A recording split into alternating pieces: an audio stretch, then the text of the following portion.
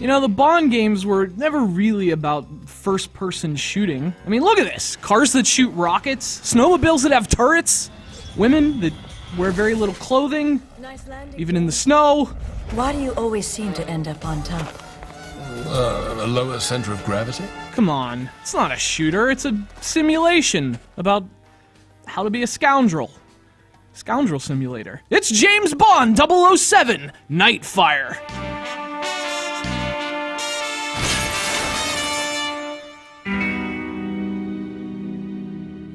So this was the 5th Bond game released after GoldenEye.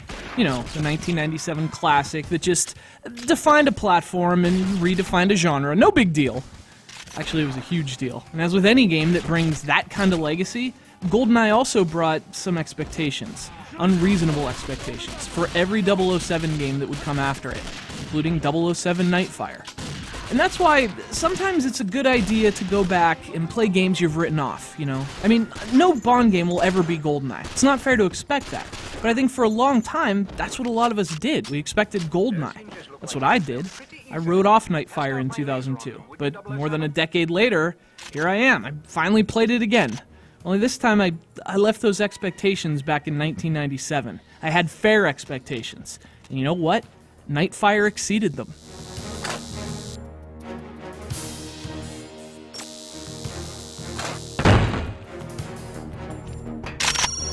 Now, with all that said, there's one thing you need to accept right away with Nightfire, and that's that, by any objective measure, it has really clunky controls. I mean, if you want to see how far shooters have come in the last decade, play something like BioShock, and then try Nightfire. It's like trading the hottest car in the lot for a 1942 Chrysler Saratoga. They don't make them like this anymore, and for good reason. So if you're young, and maybe you grew up with dual thumbsticks, well, that wasn't always a thing. If you're used to walking with the left stick, looking around freely with the right, at the same time, Nightfire's gonna feel really weird. And even for those of us who played those games back in the day, it's surprisingly hard to get back in that groove. I mean, I'm not sure I ever felt fully comfortable controlling 007. He seemed to do just fine, though.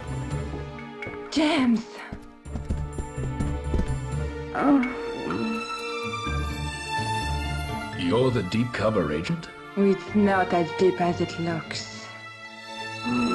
So, with all the old school FPS control stuff out of the way, almost everything else about this game's awesome. In fact, I was really surprised how good it looks. It's not like this is some late cycle GameCube game. This was 2002.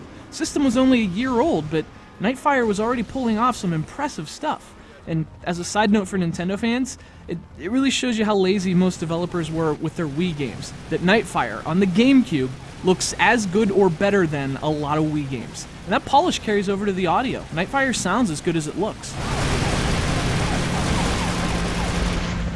You know, older shooters move at a whole different pace than modern ones. That's one of the things I like about them. And Nightfire feels mostly old school in that respect. It feels a lot more like GoldenEye in terms of its levels and gameplay than it does any modern shooter.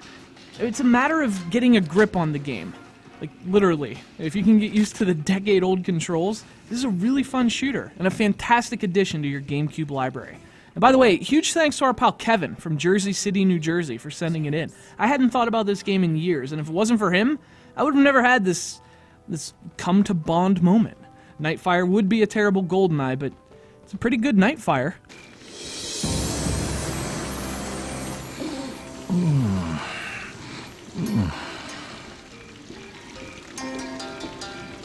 Ah, Mr. Bond, at last. This is Kiko Hayashi, my bodyguard. I assure you, she's quite skilled. No doubt.